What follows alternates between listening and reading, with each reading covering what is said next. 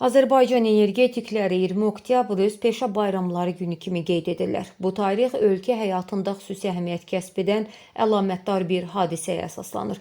Belə ki, 20 oktyabr 1981-ci ildə Azərbaycan İstilik Elektrik Stansiyasının birinci enerji bloku Heydər Əliyevin təşəbbüsü və bilavasitə rəhbərliyi ilə istifadəyə verilib.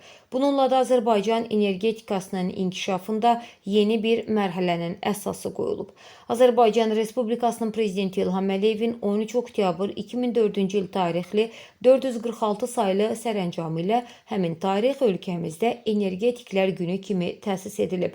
Bu tarixin ölkəmizdə Energetiklər Günü kimi təsis edilməsi milli elektroenergetika sahəmizin daha bir parlaq səhifəsi, ölkə rəhbərliyinin bu sahədə çalışan insanların fədakar əməyinə verdiyi böyük dəyərin ifadəsidir.